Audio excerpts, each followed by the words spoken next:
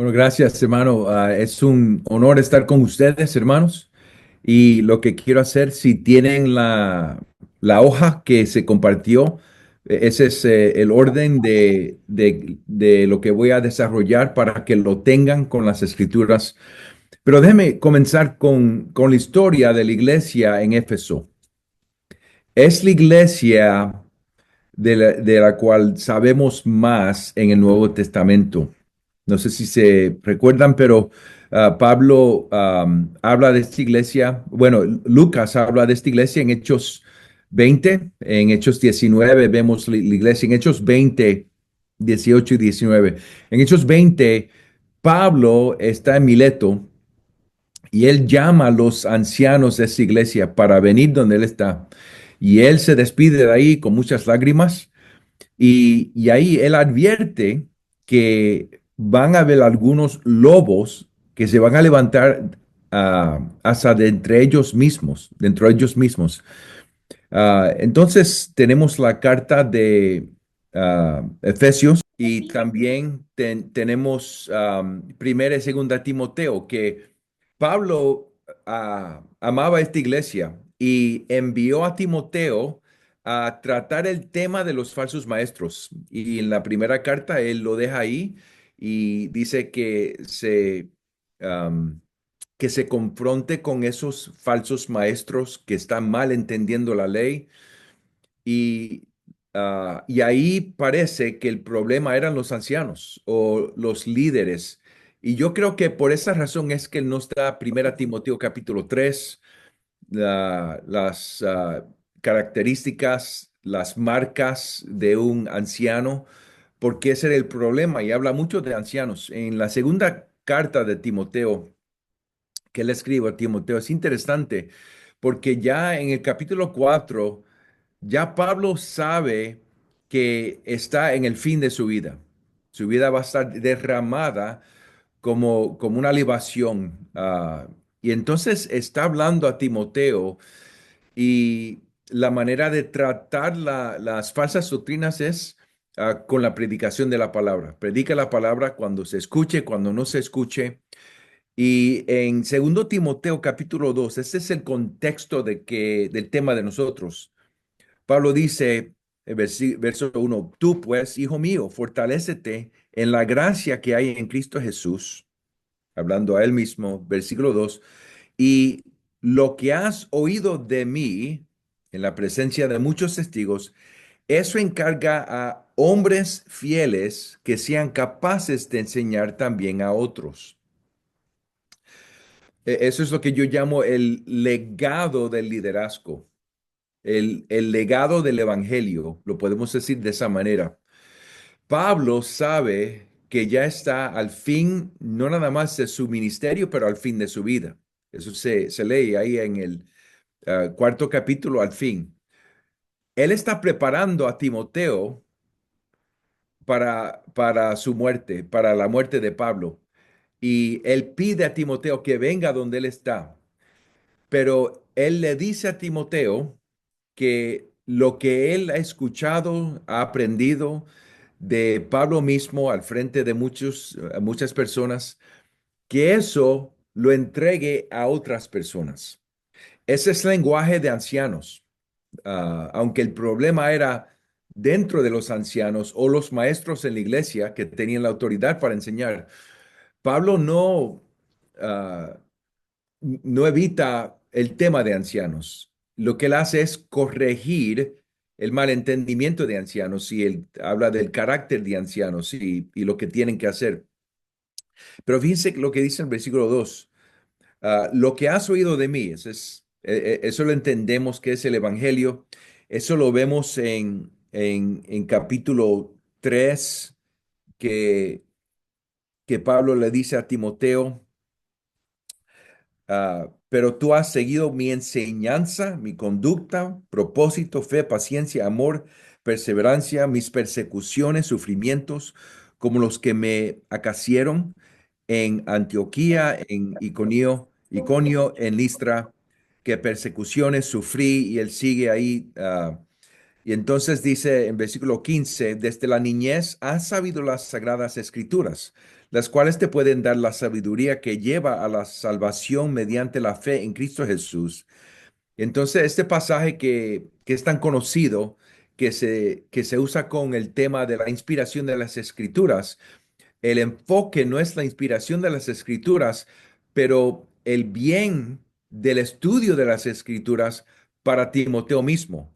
Y dice Pablo, toda escritura es inspirada por Dios y útil para enseñar, para reprender, para corregir, para instruir en justicia, a fin de que el hombre de Dios sea perfecto, equipado para toda buena obra.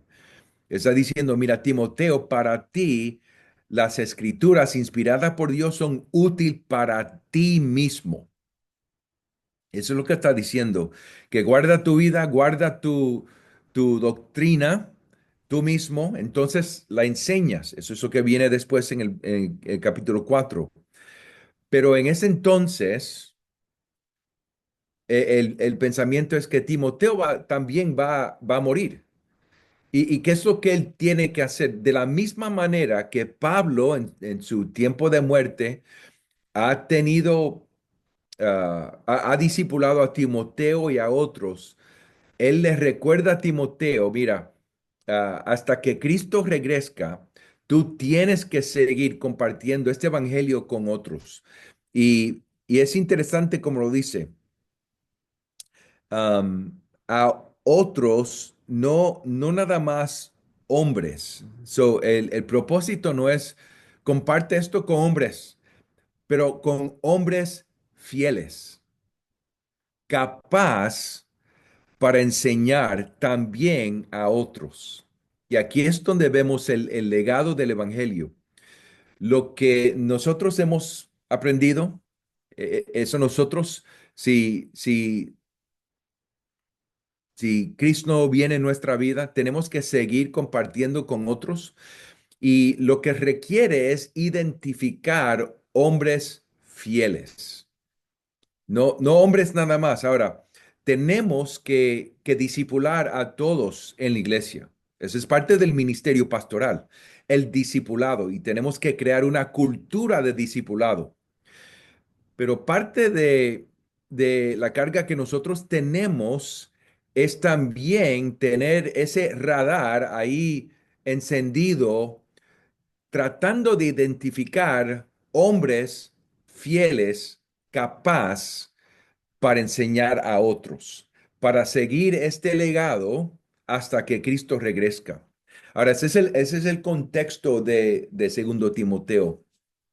Um, y eso es lo que quiero compartir en este tiempo. En la hoja que tienen ustedes, ustedes pueden hacer este estudio ustedes mismos, pero el patrón del liderazgo comienza en Génesis 1:26 a 28. Es muy interesante. Somos creados a la imagen de Dios, a la semejanza, a su semejanza. Semejanza es lenguaje de hijo, hijo de Dios. Imagen no es nada más una reflexión. Una imagen en el Antiguo Testamento es una representación física de un Dios, ¿verdad? Lo podemos decir de esta manera, un ídolo. Y lo interesante es que Dios prohíbe nosotros construir imágenes, hacer imágenes de dioses o de Él mismo. Pero Dios mismo ha hecho una imagen de Él en nosotros. No es que nosotros parecemos físicamente a Dios, pero el propósito de Dios desde siempre era tener un hijo que, que Él iba a gobernar o ejercer dominio sobre la creación a través de un hijo que representa su reino. Y eso era lo que eran Adán y Eva. Adán y Eva, imagen de Dios, representando a Dios mismo, ejerciendo dominio sobre la tierra, como rey y reina, hijo e hija de Dios. En Génesis 2:15 también tenemos el lenguaje que es interesante. En Génesis 2:15 que dice, el Señor Dios tomó al hombre y lo puso en el huerto del Edén para que lo cultivara y lo cuidara. Esas dos palabras en hebreo, cuando están juntas, se refieren al sacerdocio levítico, a los levitas, al sacerdocio. Y el propósito del sacerdocio era proteger el lugar santo, obrar o servir en la presencia de Dios y proteger el santuario y el lugar santísimo de cosas común o algo inmundo. Y lo que esto quiere decir aquí es que Adán era un sacerdote. Así que vemos el patrón del liderazgo aquí en Génesis 1 y 2, que el propósito de Dios desde siempre era ejercer dominio a través de un hijo de Dios que era rey de Dios y sacerdote de Dios. Y eso es lo que vemos, este patrón que se desarrolla. Es ese patrón de imagen de Dios. Y la manera que la Biblia desarrolla este tema es en las palabras un sacerdocio real. Ese lenguaje de sacerdocio real que se ve en Éxodo 19 4 a 6 es el lenguaje de imagen de Dios, es la representación de Dios en su creación, ejerciendo dominio, puntando a Dios mismo y ejerciendo el dominio a través de su Hijo. ¿Ok? Así que ese es el patrón. Ahora, ¿qué es el problema del liderazgo? Bueno, el pecado. Eso lo vemos en Génesis capítulo 3. En Génesis 3 y 16, en la maldición a la mujer, vemos el conflicto entre el hombre y la mujer. Y es un conflicto sobre autoridad. Ella quiere controlar, tiene deseo para controlar a su marido y él, de respuesta, él va a tratar de dominarla a ella. Y ese es autoritarianismo, ese es el control de autoridad, ese es el problema del liderazgo, que vemos en muchas ocasiones este autoritarianismo que es pecaminoso. Pero lo que vemos es que Jesús viene y él restaura la imagen de Dios. Él es el Hijo de Dios, el Rey de Dios, el sacerdote de Dios. Y el propósito de Jesús es igual que Adán y Eva, es reproducir la imagen de Dios hasta que la tierra estuviera llena, esté llena de la gloria de Dios. Y ahora Jesús está haciendo eso a través del Evangelio. Y a través del Evangelio, con su esposa, la iglesia, él está reproduciendo hijos e hijas que reflejan la imagen de Dios. Y Jesús, la imagen de Dios verdadera, Colosenses 1 15 a 20, él está restaurando la imagen de Dios en humanidad a través del Evangelio. Y él lo está haciendo a través de la iglesia. Y él ha estructurado la iglesia de una manera para cumplir esta misión. Lo vemos en Efesios 4, por ejemplo, 11 a 16. Vemos que él ha estructurado la iglesia en apóstoles y profetas, el fundamento de la iglesia, evangelistas, lo que nosotros llamamos misioneros, pastores y maestros, para compartir la palabra del Evangelio. La iglesia recibe esta palabra, entonces habla esta palabra uno al otro hasta que logramos parecer más y más a Cristo. Cristo es la imagen de Dios. Dios ahora está restaurando la imagen de Dios en nosotros a través de Cristo. Y ese es el propósito del discipulado, es ayudar uno a otro a parecer más y más a Cristo. La cultura del discipulado generalmente. Pero específicamente, Jesús está pastoreando su iglesia a través de hombres fieles, capaz para enseñar. Y eso lo vemos en Primera Pedro capítulo 5 1 al 4, que Jesús es el sumo pastor. Nosotros estamos pastoreando bajo Cristo Jesús. Y por los problemas en la iglesia en Éfeso, Pablo describe las cualificaciones de el líder de la iglesia, del pastor. y el énfasis es en carácter, ¿ok? Ahora vamos, estamos regresando al tema. Si tenemos ese radar, estamos buscando hombres fieles capaz para enseñar. Esa es la intención de este tiempo de nosotros. ¿Qué es lo que necesitamos hacer? Bueno, en el programa de discipulado, y nosotros como hombres estamos enfocados en discipulando a hombres, ah, queremos evaluar carácter y nuestro radar está ahí encendido en el medio de la cultura de discipulado. Vamos a ver unos hombres que son hombres de carácter y eso es lo que queremos identificar. Eso es lo que dice Pablo en 1 Timoteo capítulo 3 1 al 7. La Biblia, el énfasis de la Biblia es en carácter, no en carisma y no en competencia. Esa es una de las razones que muchas iglesias tienen problemas, porque reconocen a hombres que tienen carisma o tienen mucho potencial de competencia y muchas veces son muy joven y lo que no se ven es, lo que no hacen es esperar a ver cómo se desarrolla el carácter. Vamos a llegar a esa advertencia en un momento, pero el radar está encendido, estamos buscando hombres de carácter, hombres que reflejan el carácter de Dios, no perfecto, pero como dice Pedro, irreprochables. Eso no quiere decir perfecto, pero que viven la vida de una manera que cuando vienen las acusaciones, que no se pegan, porque están viviendo de una manera con un carácter fiel. Pero también un hombre de convicciones bíblicas y teológicas. Eso es lo que dice ah, Pablo a Tito en Tito capítulo 1 9 a 11.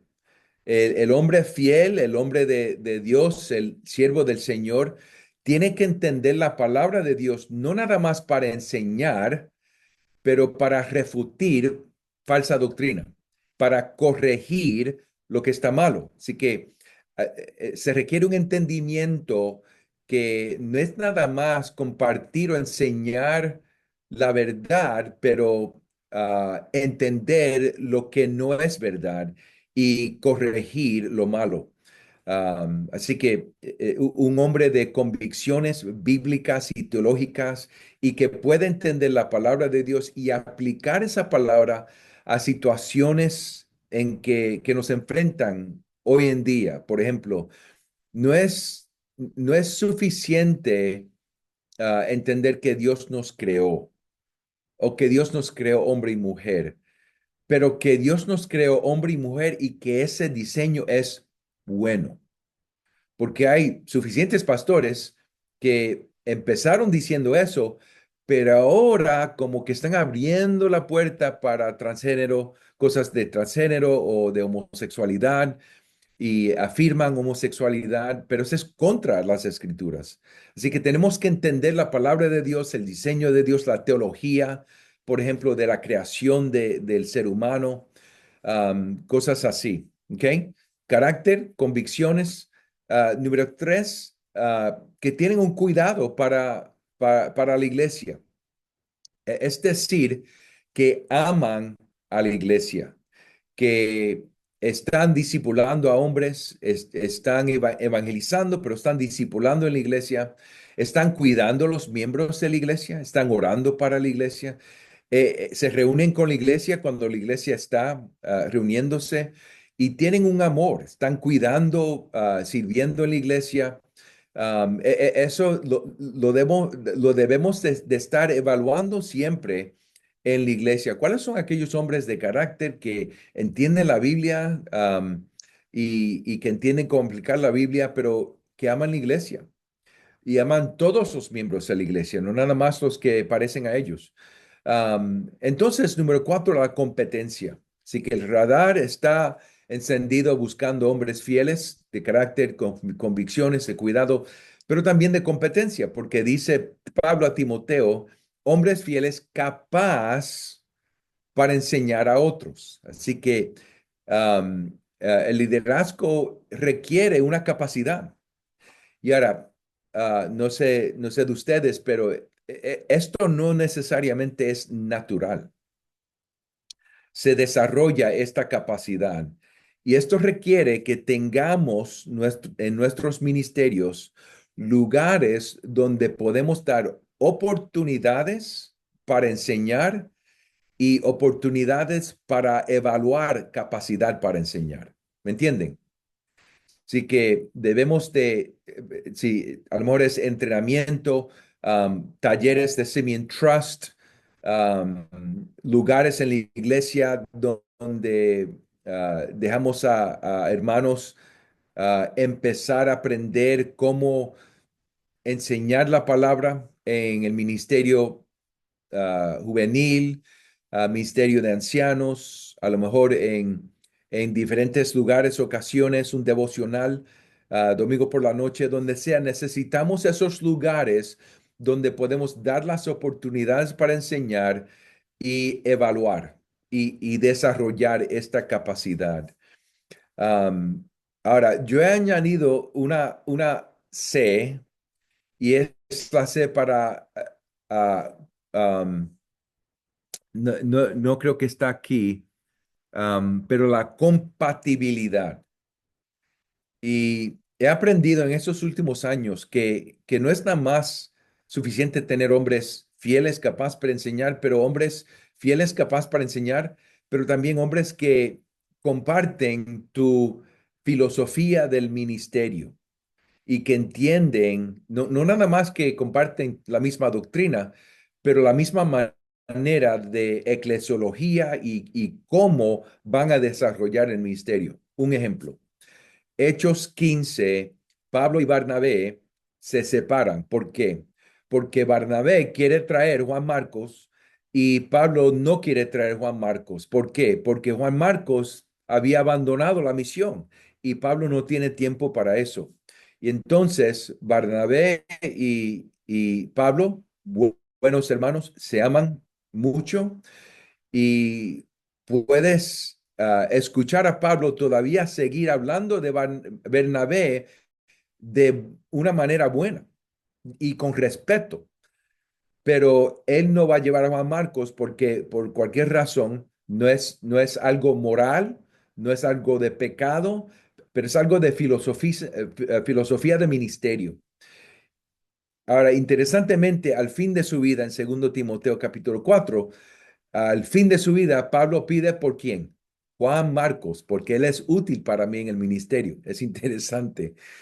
Pero el punto es que lo que no queremos hacer es estar en un grupo, en un equipo de ancianos y estamos luchando unos con otros sobre filosofía del ministerio, sobre cómo vamos a desarrollar el ministerio.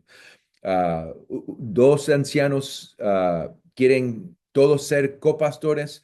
Un anciano y otro entienden que él es el líder, el pastor principal y hay un choque ahí. Tienen que estar de acuerdo con la estructura, con la misión, con la filosofía del ministerio. Ahora, lo último que quiero decir es que tenemos el radar encendido, estamos evaluando y esto toma tiempo.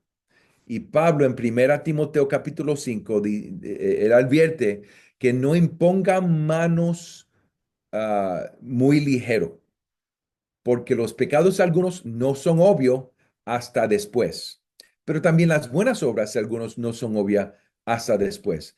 Así que esto nos ayuda a entender que tenemos el radar encendido y tenemos que tener paciencia observando a hombres fieles de carácter, de convicciones, de cuidado, de competencia, de compatibilidad con nosotros y observado sobre tiempo, eso da credibilidad. Entonces lo que queremos hacer es siempre estamos buscando, el radar siempre está encendido y siempre estamos buscando. Por ejemplo, el número 12 no es un número especial en el mundo de hoy. No es que tenemos 12 ancianos y ya son suficientes. Jesús tenía 12 apóstoles Y era un número especial, porque era la fundación de la iglesia. Y eso lo vemos en Apocalipsis, que los apóstoles son la fundación de la iglesia. Pero para nosotros queremos los más ancianos posible. Ah, Jesús dice que en Efesios 4:11 que los ancianos son un regalo de él a la iglesia. Y si ancianos son regalos, queremos los más regalos posibles que podamos obtener. Y lo que nos ayuda a hacer cuando siempre estamos desarrollando líderes, evaluando y levantando líderes, los más ancianos que tengamos, lo más generoso podemos ser. Por ejemplo, en plantación de iglesias. Cuando nosotros plantamos iglesias, queremos enviar por lo menos dos ancianos. Eso nos cuesta dos ancianos a nosotros, pero si siempre estamos desarrollando ancianos, no nos cuesta tanto. Con la plantación que ya lleva 2 años en octubre, enviamos a dos ancianos con dos hermanos que estaban en proceso y ahora ellos, los cuatro, son ancianos en esa iglesia, pero también estamos siempre levantando ancianos. Nosotros tenemos ahora 7 ancianos y tenemos dos en proceso. Yo me reuní esta mañana con un hermano que creemos que él debe de entrar en ese proceso en un tiempo. Así que es un ejercicio de el radar siempre está encendido y siempre estamos buscando. Y ese es el patrón que nosotros usamos aquí en High Point. Ok, déjenme pausar ahí. He hablado mucho. Félix, te doy la primera pregunta para ver cómo quieres dirigir el tiempo de nosotros. Bueno, Juan, gracias, gracias por eso. Me gustaría, porque creo que eh, en el libro, cuando das la C, y las veces que te he escuchado hablando de lo que estamos buscando, el radar dentro de la C, la compatibilidad creo que es algo que no se habla mucho. No. Creo que por alguna razón o lo obviamos o lo damos por sentado, que son hermanos que están en la congregación o que son gente con la que nos invertimos en ello, pero obviamos que debe haber una cierta compatibilidad y filosofía ministerial, que seamos afines. ¿Cómo vamos a hacer iglesia? ¿Cómo vamos a discipular? ¿Cómo vamos a hacer esas otras cosas? ¿Cuál tú crees que es el reto que podemos tener nosotros, que todavía estamos haciendo pluralidad, porque somos iglesias Sí. pequeñas, recientes, que estamos, muchas de nosotros somos nuevas plantaciones y estamos levantando hombres? ¿Cuán importante o de qué manera podemos trabajar esa compatibilidad? Sí. Bueno, lo primero que yo quiero decir es que tenemos que tener mucha paciencia para identificar ancianos, porque cuando la iglesia firma un anciano, debe de ser difícil sacar un anciano. Ahora, Primera Timoteo 5 nos ayuda a entender si hay algún pecado, cómo se trata entre un anciano, cómo se trata ese tema. Es más difícil cuando hay diferencia en filosofía o diferencia de cómo desarrollar el ministerio, pero eso cuesta mucho, así que debemos de tener paciencia y en el proceso debemos de hacer muchas preguntas. Por ejemplo, nosotros en el parte del proceso tenemos un questionnaire, no sé cómo se dice en español, cuestionario um, que trata las preguntas sobre, por ejemplo, carácter, está dividida en ese patrón, carácter, convicciones y tenemos unas preguntas que siguen el BFIM. ¿Qué tú crees de Dios? Explica la Trinidad, explica la deidad de Cristo. También cosas culturales importantes, complementarianismo, por ejemplo, y cómo se aplica a la iglesia. Así que estamos tratando de hacer esas preguntas que son áreas de potencial conflicto, no nada más doctrinales, pero también culturales que nos enfrentan a nosotros. Y también preguntas de eclesiología. Por ejemplo, tenemos preguntas sobre el liderazgo de ancianos y el gobierno de congregacionalismo, porque queremos porque vienen diferentes personas de diferentes iglesias con diferentes estructuras y diferentes filosofías. Y si traen, como se dice en inglés, si traen ese equipaje entre nosotros y piensan que es igual aquí, entonces no lo hemos servido bien. Y queremos, por ejemplo, ahora mismo tenemos un hermano que tiene una diferencia en el proceso de cómo nosotros tratamos a niños a menos de edad de 18 años. Tenemos un proceso, no tenemos una edad de uno no puede ser miembro hasta 18 años, o no vamos a bautizar a nadie en menos de 18 años. No tenemos ah, ese pensamiento, pero queremos tener mucho cuidado con niños que tienen una profesión credible. Y ese hermano tiene una diferencia. Uno de los ancianos de nosotros se reunió con ese hermano y queremos tratar cualquier problema, pregunta o duda antes de presentarlo en la iglesia. El reto es que dentro de los ancianos, la potencial para división y conflicto dentro de los ancianos. Y cuando hay conflicto dentro de los ancianos, eso va a impactar la iglesia y la unidad de la iglesia.